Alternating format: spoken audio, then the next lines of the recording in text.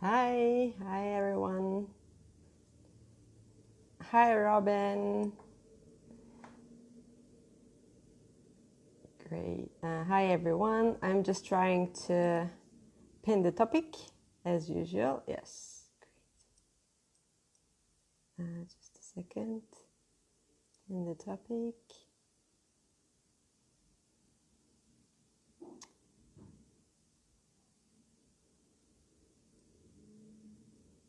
Okay, I don't know why I cannot pin the topic today.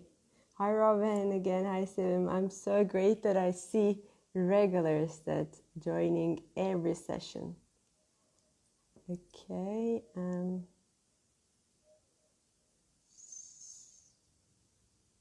Okay, yes, finally. Great, yes. Okay, so welcome again, everyone. Today's session, week 6, and today is the last session of this week. And we will be talking about Turkish wines with Doluca Winery. And Doluca is one of the oldest wineries in Turkey with almost 100 years of history in the wine industry.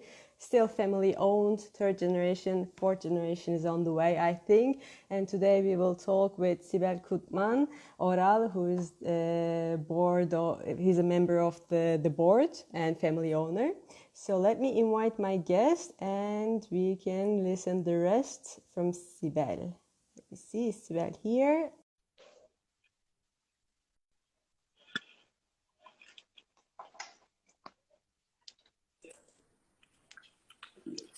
Hi.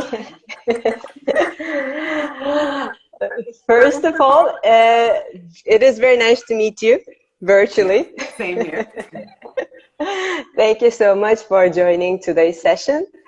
And second of all, it is a little bit weird to speak both of us are Turkish and we're speaking in English.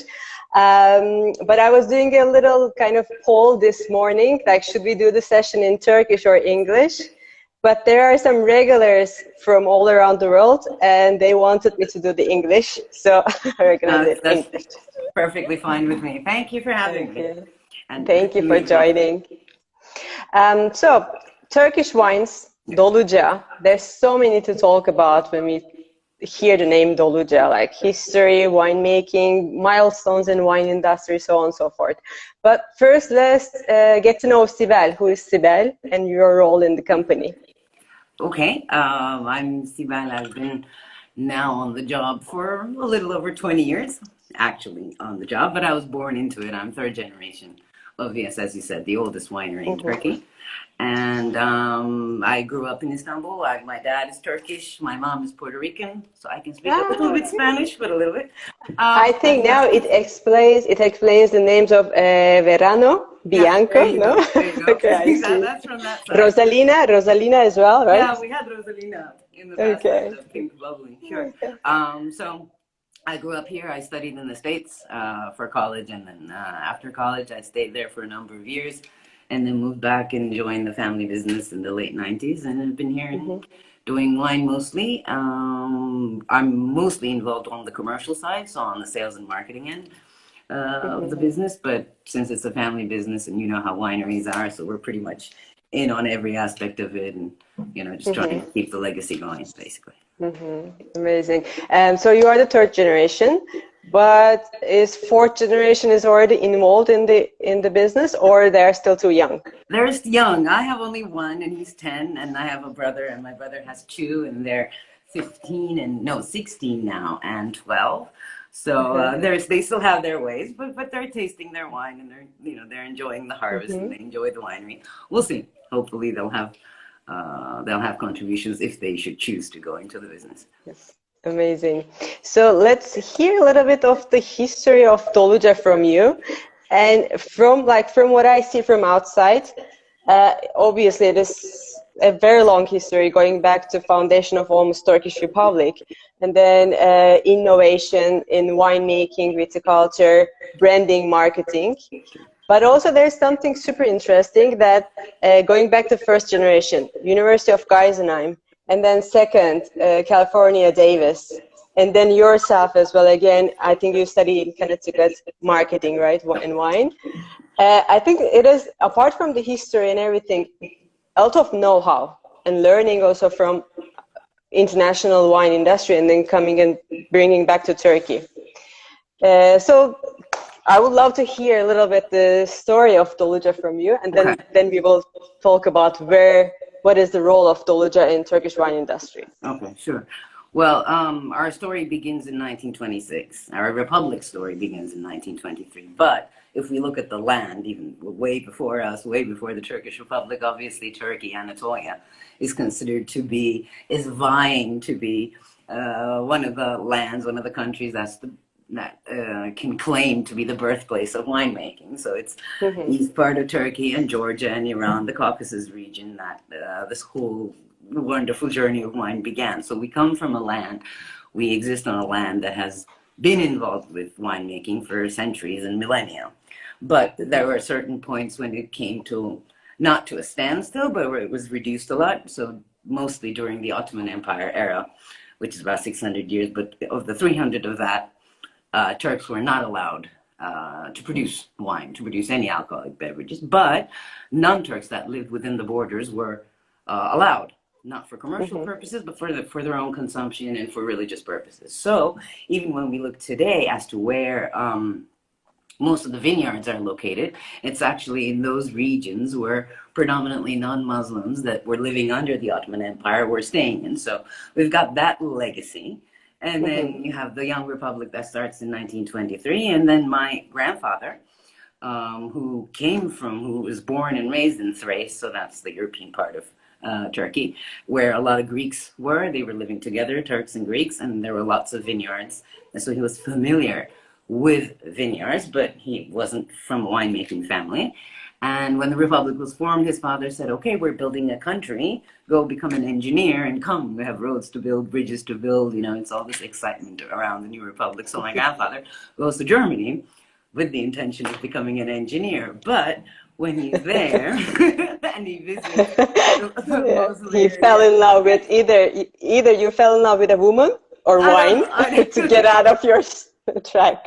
I don't know if it was the women that convinced him, but people were also advising him, saying, you come from such a potential of a country for winemaking, and when you come from that region, so why not, etc.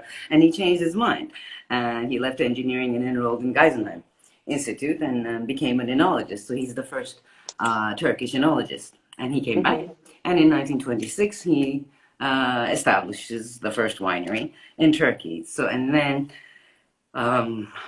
not to bore everyone, I'll try and go fast. The progress of the winery is pretty much parallel to the socioeconomic development of the Republic. So, slowly and surely he starts when there's electricity, it gets a bit modernized when roads are connected. Finally, he can sell into the big cities, etc. So it's a gradual progress. And then in 1969, he has only one son, my dad.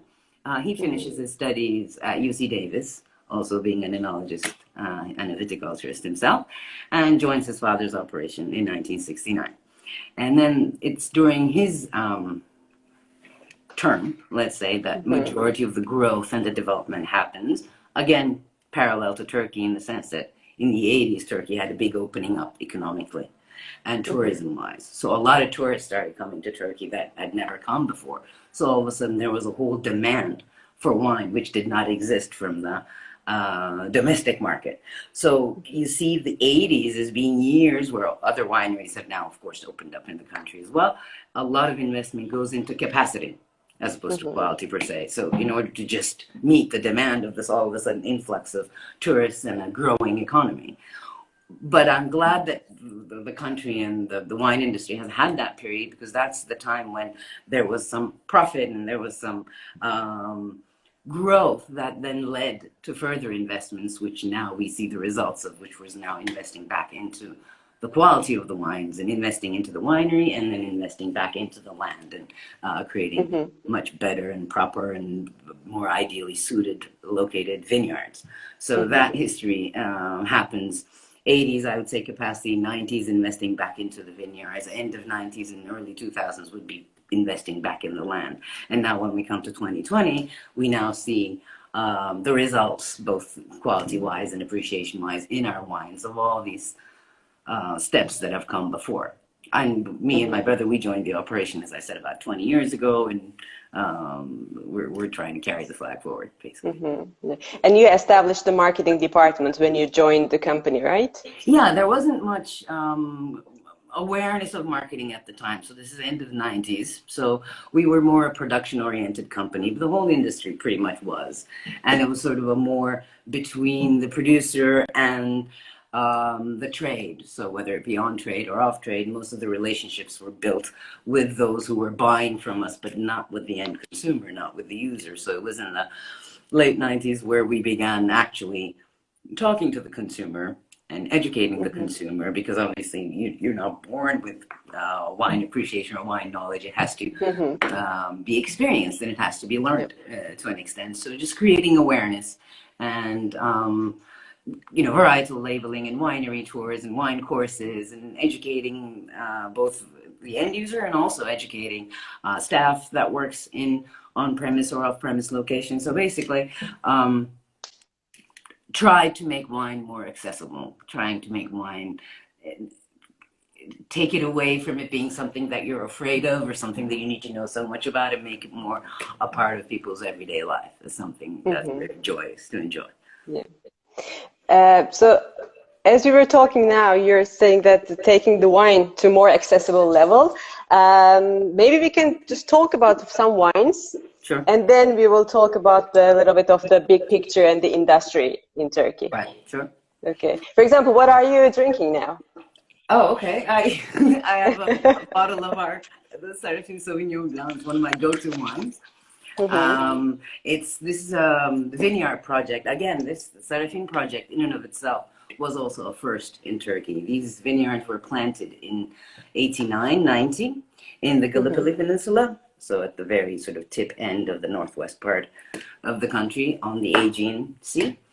And this was the first time that grapes, varietals that we know as the noble varietals, so Cabernet Merlot, Syrah, Sauvignon Blanc, and Chardonnay, it was the first time they were ever planted in this country, because before, we have our own indigenous varietals, which we are very proud of, and trying to get into the world arena.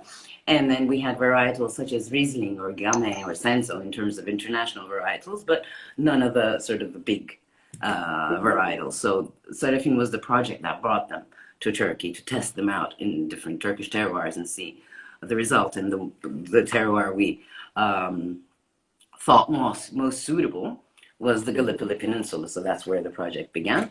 And so this is a Sauvignon Blanc, pure, unoaked, fresh, green, herbal, happy, reflecting its terroir. A wine that I drink often, yeah.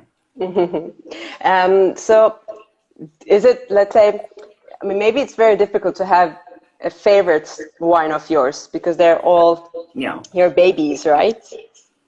Yeah, it's very. That's a tough one to answer. It depends on the occasion, who I'm with, what's happening. So this is a wine that I do drink often, because it's easily matchable. It's fine on its own. It's just very pleasant and very refreshing. But yeah, it season, mood. Now we're in Corona, so we're at home, so I'm drinking a lot of wines that are somehow in our cellars, and our wines and also some international wines as well, just to catch up and to try some different varietals. So every mood, every day has its own calling, I think. Its own calling.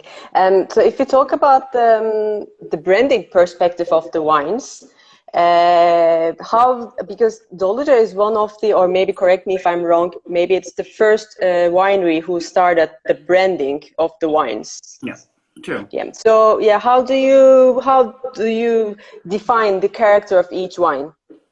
Do you have an idea, and then you try to adapt the product according to that idea, or depending on the product, you create a brand, an identity?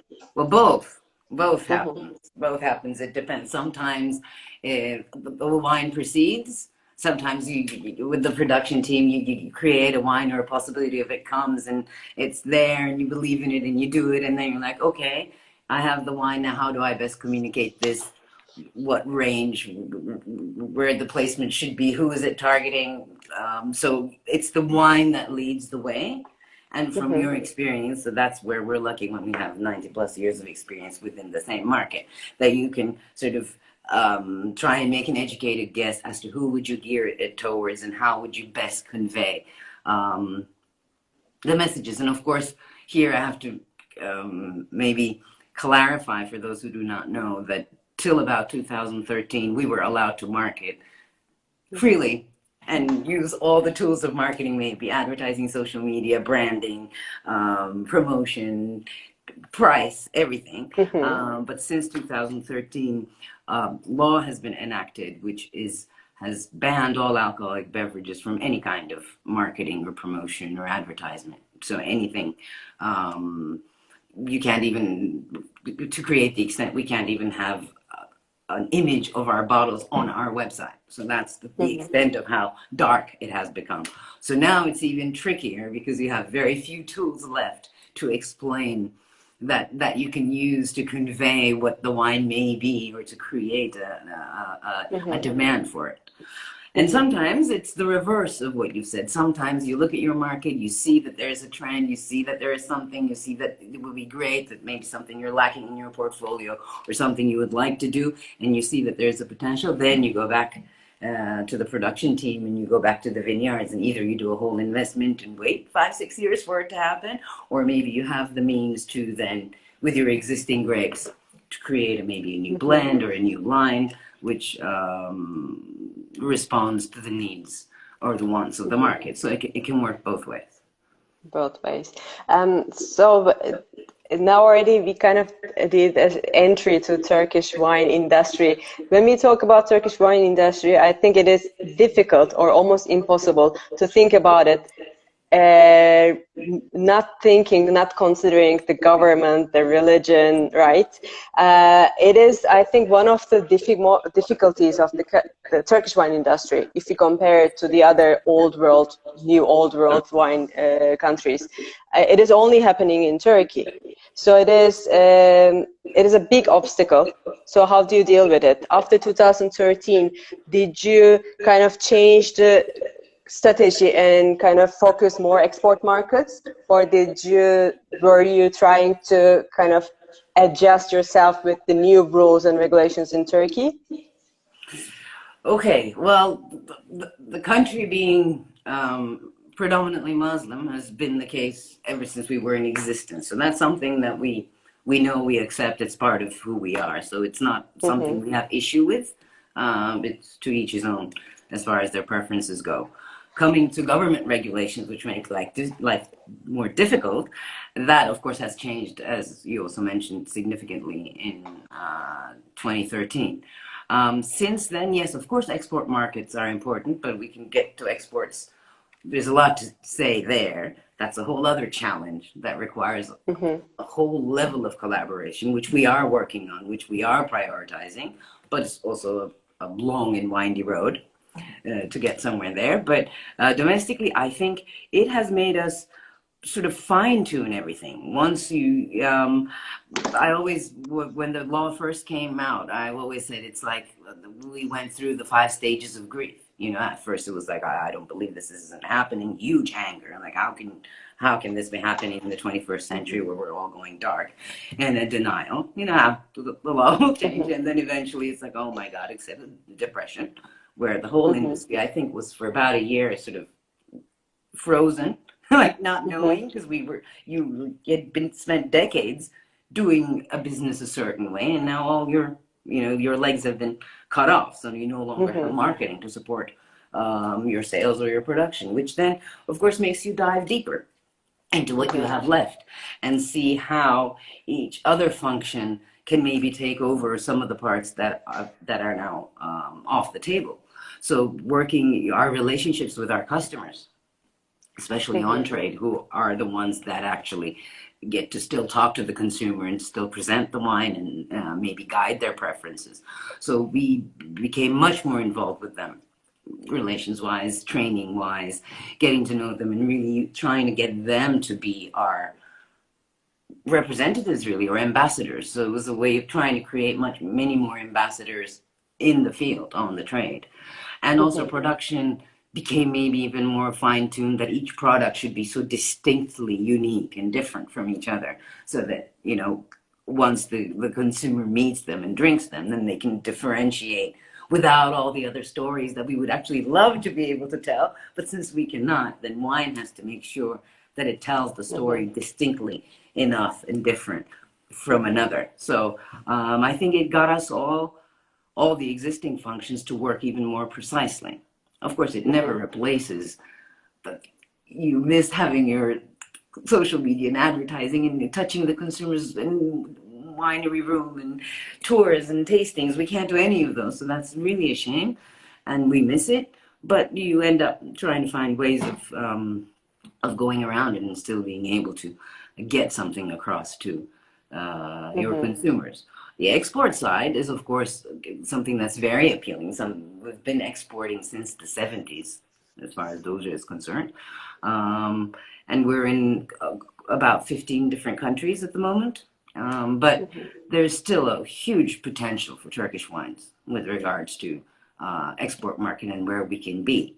It just has to be a very collaborative, consistent, and thorough undertaking, which then the wineries have to be determined and not keep doing it over and over again until, it takes a while, but once you manage it, then you can have a share of that market. And I think Turkish wines would bring something to the world wine arena. It's just we have to work a bit harder on that one, I think. Turkish wines, so I think Turkish wine industry, it is also a little bit difficult to understand if you're not an insider. From outside, is, I mean, I'm from Turkey, but also for me, living outside of Turkey, it's kind of difficult to understand. What is happening in Turkish wine industry, or where do you see yourself, Doluca, in the wine industry?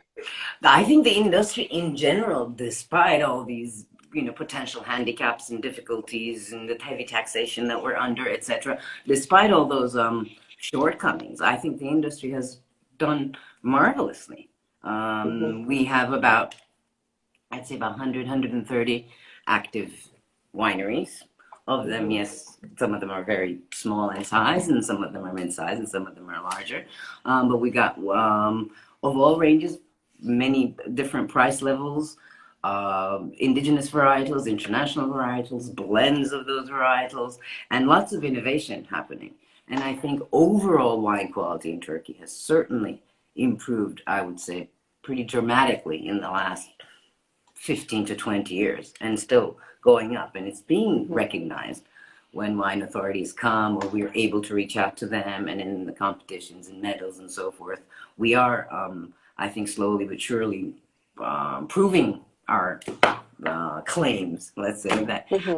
So I think some really good things are happening. I think it's modernizing. A lot of second and third generations are now active. A lot of women are active in Turkish winemaking.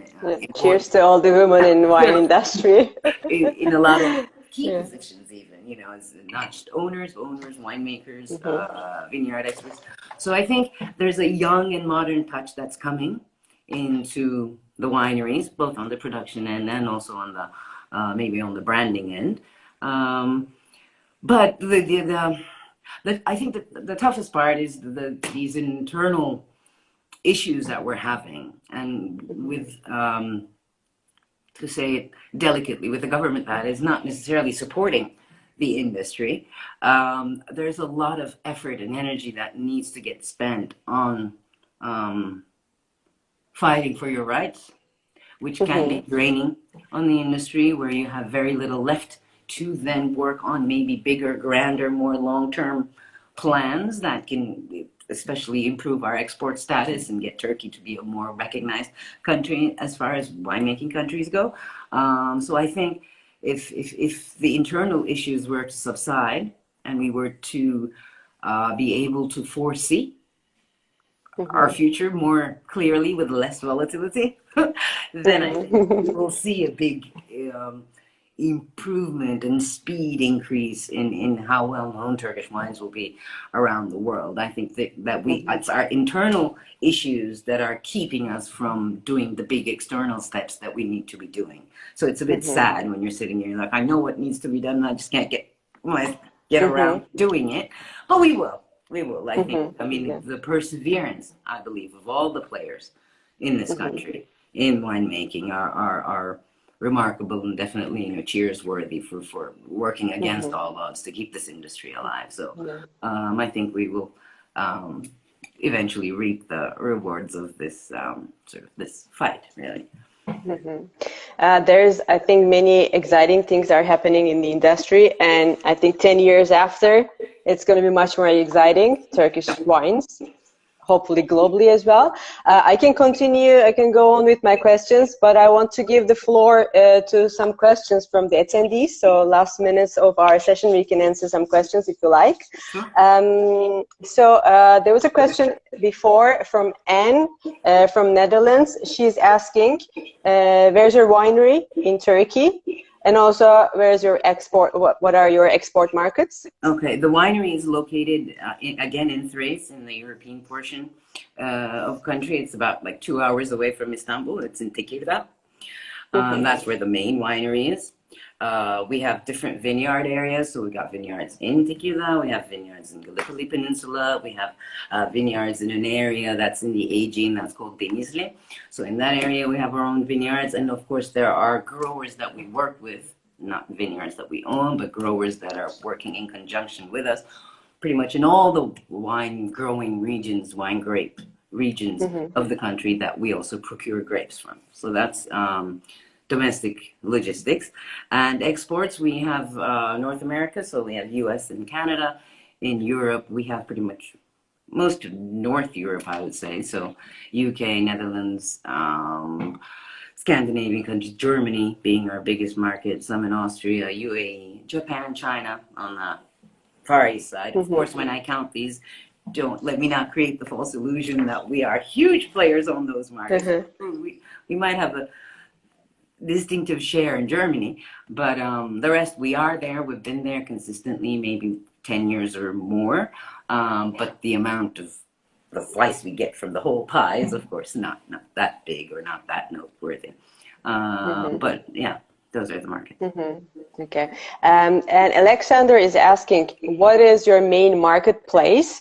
I'm not really clear with this question, meaning marketplace, export, domestic market, or the line of market, or the channel. Maybe we can give an answer from the channel side. Yeah, your main target. Domestic export ratio would be like 80 to 20, depending, maybe 85-15, depending from year to year. Turkish industry, wine industry in general, I think if you were talking route, on trade, off trade, I'd say it's roughly about 50-50. 50 on premise, 50 off premise. But one important factor that needs to be recognized when talking about the Turkish wine industry is that the tourists that come to our country, maybe to our beaches or maybe to our cities or maybe to our history, they consume, I would say, about 40 to 50% of all the wine that's being sold in Turkey. So our industry is quite closely linked with tourism. So if those tourists don't come, which like the year that we're having apparently this year, obviously that number gets, the numbers will change. That will affect the channel mix. So what tourists are, average Turkish wine consumption per capita still leaves a lot to be desired, and that's still something that we're all working on. So yeah, I'd say roughly 50-50, but tourism playing a big role in both sides of the both sides. channel. Yeah. I mean, same here in Spain. Spain is a country which has like million of the income or a ratio, but the more amount of the income coming from tourism, and 2020 is a year of reset. Yeah. So, and it's affecting hugely wine industry as well. So there's a question related to that, how COVID-19 is affecting your export markets, basically. The question is asking for export markets. Well, exports are pretty much at the moment shut down, I would almost say. I mean, there are pending orders, which who knows how long they'll be pending. And now everybody's going, the whole world is going through this at the same time. So naturally, markets are shut down. International trade is not easy to do at the moment. And domestically, in Turkey, the regulations right now, all on-trade premises are officially shut down. So that whole channel is now zero.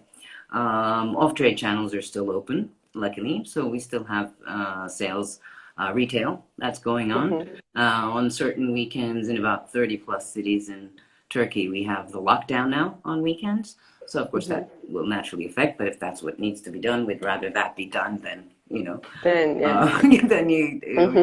level of importance is obvious there. I mean, I think timing-wise, wine industry-wise, Northern Hemisphere-wise, I think in some ways we are lucky, like that it's not harvest season yet. In Turkey, harvest usually starts sometimes even end of July, beginning of August. So we will see at that point where we are with the COVID situation, because harvest obviously can't wait. It's not going to have the luxury to wait. So hopefully things will be calmer and easier to manage by that time. And again, in Turkey right now, it's the month of Ramadan has started, which is, again, a time that naturally alcohol sales are lower. So it's not a hugely important month as far as sales are concerned. But we'll see how long this will continue. But obviously, it's having a negative effect on Turkish wine industry all over the world. Another interesting question from April from New York. She's asking, how do you position Turkish wines when you are landing an importer? So when you're looking for an importer, or it's a very nice, interesting question. We're still working on some of our stories, but yeah, I mean, I think we have our selling points are what makes us unique is obviously the history of the land and how much of wine history there is and on the lands that we're producing the wines from. What I was mentioning earlier, the new generations, the young generation and women and all that we are inputting, so all the creativity that's coming out from there. Usually each winery or each brand, some of them have very unique stories of their own that could be very easily marketable in global markets as well.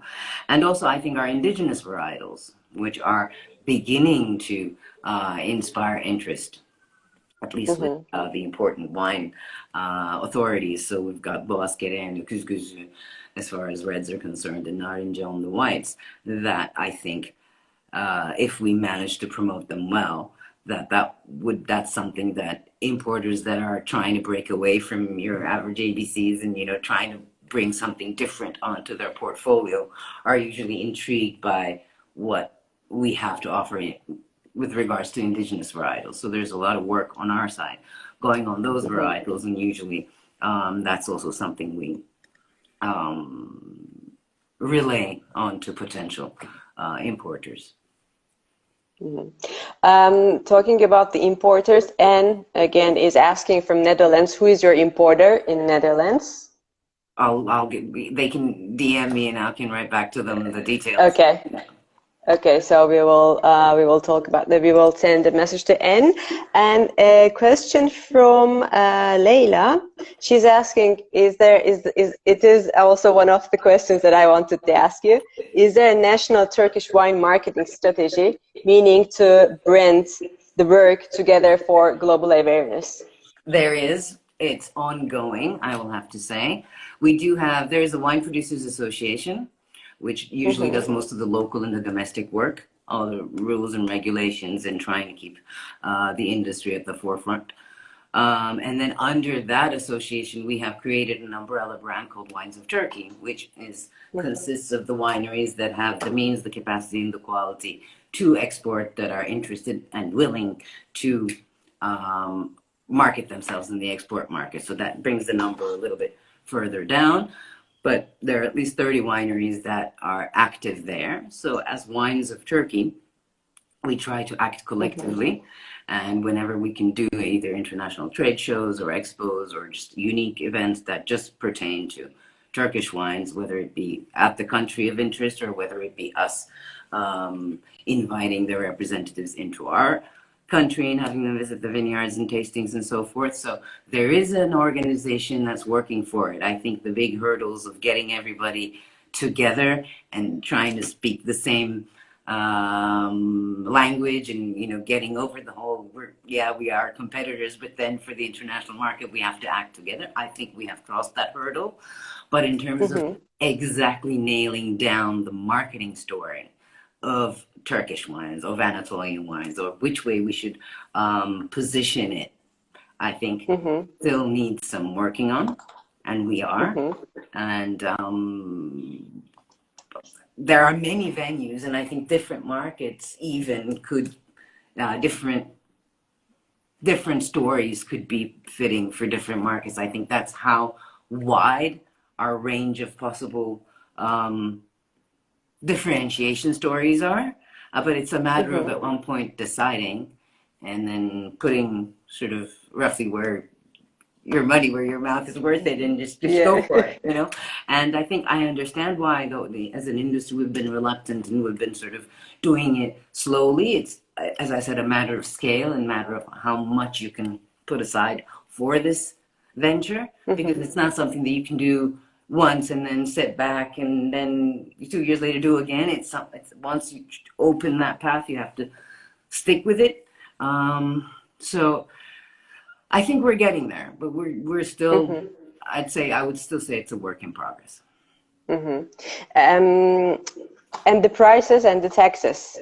Well, taxes are extraordinary. I think maybe if I can sum it up in two ways that would make sense to international viewers. One, it's almost like producing your wine twice. That's sort of how much the tax comes to when you look from the producer's perspective. And when you look on a global scale, when you do a graph chart of taxes on wine correlated with GDP per capita, Turkey is highest by far. So we unfortunately, there is an extraordinarily high tax on Turkish wines, which is another thing that's crippling the speed of the industry. We're used to it. This isn't something new. It's been added on quite a lot in the recent years, so that's obviously further annoying, but at least we're still getting by. But if this was not the case, I think we would have already reached some of the targets that I unfortunately have to say we're still working on it, because a good amount of your revenue never comes to you. It goes straight to the government. To the government, yeah. So that's why then Turkish prices are not cheap. I think Turkish wines are now being sold at either markets or restaurants at a price that is higher than what they should be, because it has to include, obviously, this taxation in it. And also, when you look from economies of scale perspective, obviously, the Turkey produces about 65 million liters of wine a year as in total. So when you divide that down to wineries, obviously we're not talking huge wineries that can economize scale-wise. So I think we are, unfortunately, a bit expensive. And also, other than the grapes and labor, most of what we need, corks and barrels and some of the bottles even, are all imported. And that's where currency comes into action as well. Works to our disadvantage as far as pricing goes. This question and the comment was from Wine Anatolian. He's saying, I think he's based in Germany. He's saying in the case of Germany, is a very hard and price competitive market. The country who has unsolid and unreliable price policy, which makes it more difficult for a small market like Turkey. So that is another obstacle of the Turkish wines. And also it's making it also difficult for the consumers. I mean, the producers have, unfortunately, they have hard times, but consumers are having hard time as well for the high prices. Sure, I mean that's why the high prices are bothersome at the end. I mean, it pretty much works to lowering the consumption, where one could have more than one bottles that chooses to have only one, or to drink twice a week versus once a week or once a month, depending on how much of their purchasing power they can allocate to wine. Even if they may like it or they may love it, it may end up becoming a matter of economics. So yeah, I mean, that's what we try to argue from the producer's end, that if we were to be able to reduce the prices, we would still be able to increase our production, which would then still lead to the same amount of taxes being collected from the government. But that's a convincing game that we have yet to win, but we are constantly trying to put our best case forward and to letting them ease up on these regulations. Last but not least, I will ask one last question from the audience and one last question of mine. Leila is asking why there are so few Turkish wines in duty-frees. It is a great point of marketing. Agreed. I wonder if she's talking about duty-frees globally or duty-frees Turkey. Duty-frees Turkey, I think, there is a relatively wide range. Of course, duty-frees are also owned by companies who then have their regulations, and duty-frees are aware of how important they are. So those are tough trade negotiations. So there's no monopoly there. It's open for all contenders. It's a matter of, I guess, supply and price at that point to be able to vie for shelf space there. And totally changing the topic and the aspect, do you have a wine library? Do you store like really old vintages of Doluja? And is it really important for you to have the old vintages? Yeah, we try. I mean, we've been doing it methodically for a strong number of years. So every year, every vintage of all the wines we have about 52 different brands. So of all of them, a certain number are being put aside, which we then regularly also taste and monitor, but those that we also keep for historic and sentimental value as well. So that's a great question. Yes. When I enter that part of the winery, it's always when there are wines older than you, it's kind of exciting. And it makes you proud. And actually now I can see that from your face, because now like your face is shining when you're talking about the hardships of it. But yeah, I think there are a lot of great things happening in Turkey, and a lot more great things can be happening. It's just the struggles we've had to talk about, obviously via the questions as well, are hindering, but even despite that, I think it's such an exciting place to be doing wine in, because it's challenges. It's also what makes it interesting and what forces you to be creative, what forces you to find fresher, newer ways of approaching the problems. I think that's what makes Turkish people in general quite adept and flexible, because we're so used to not knowing what's going to happen tomorrow in so many ways that we have become resilient, and we can sort of, okay, so these are the facts today. Okay, this is and so we adapt. It actually, I think the world will also have a lot to gain from talking with producers in Turkey, because seriously, the hurdles we have to jump around just to do what we want to do, makes us quite resilient. So I think, especially once the brighter future comes and hopefully this whole COVID business is behind us, I think some good things should come up. And thanks to you, thanks to producers like you and yourself, that it makes it like really so accessible. Thank you so much for your time for today's session. Thank you. I enjoyed it a lot. I hope you had fun as well. And Turkish wine has a great history and also great stories to tell. So hope to tell the stories to everyone, everywhere around the world. Yeah, hopefully. Thank you for giving us this chance. Cheers. Thank you. Cheers. See you everyone next week. Bye bye.